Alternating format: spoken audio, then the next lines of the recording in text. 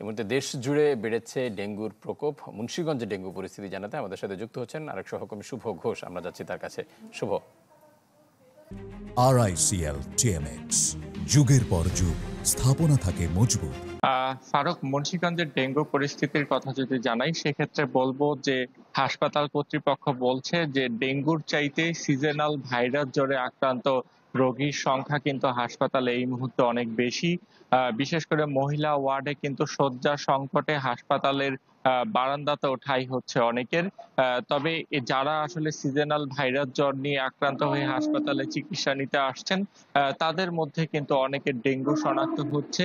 এতে করে কিন্তু আসলে ডেঙ্গু প্রতিরোধে আসলে বিভিন্ন পরামর্শ দিচ্ছেন চিকিৎসকরা। তারা বলছেন যে বাড়ির আশপাশ পরিষ্কার রাখার পাশাপাশি ডেঙ্গু প্রতিরোধের সচেতনতার কোনো ধরনের বিকল্প নেই। তবে হাসপাতালে যেসব রোগীরা আসছেন, তাদের সাথে আমরা কথা বলেছি, তারা কিন্তু বেশ কিছু অভিযোগ করেছেন। তারা বলছে যে ডেঙ্গু আক্রান্ত হয়ে হাসপাতালে চিকিৎসা নিতে আসলে কিন্তু প্রয়োজনীয় স্যালাইন সহ যেসব ঔষধ দেওয়ার কথা সেসব তারা ঠিকমতো হসপিটাল থেকে পাচ্ছেন না।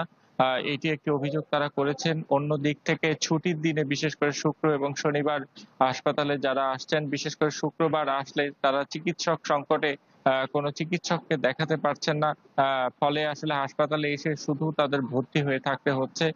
এই বিষয়টি তারা অভিযোগ করেছেন। পাশাপাশি তারা বলছেন যে আসলে সিজনাল ভাইরাস জ্বরে আক্রান্ত হওয়ার পরে হাসপাতালে এসে তারা কাঙ্ক্ষিত যে সেবা, সেটি থেকে তারা বঞ্চিত হচ্ছেন।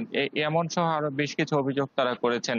তবে জেলা স্বাস্থ্য বিভাগ বলছে ডেঙ্গু সহ সিজনাল যেসব রোগে বা জ্বরে যারা ভর্তি হচ্ছে তাদের চিকিৎসা নিতে তাদের পক্ষ থেকে কিন্তু প্রস্তুতি নেওয়া হচ্ছে। তো সব মিলিয়ে যেটি বলা যায়, যে এই মাসের শুরুর দিকে আসলে ডেঙ্গু চোখ রাঙালেও এখন পরিস্থিতি কিন্তু কিছুটা স্বাভাবিক। তবে সিজনাল জ্বরে আক্রান্ত রোগীদের সংখ্যায় কিন্তু তিল ধারণের ঠাঁই নেই মুন্সিগঞ্জ জেনারেল হাসপাতালে। শুভ, আপনাকে অসংখ্য ধন্যবাদ। দর্শক, মুন্সিগঞ্জে ডেঙ্গু পরিস্থিতির খবর জানাচ্ছিলেন সহকর্মী শুভ ঘোষ।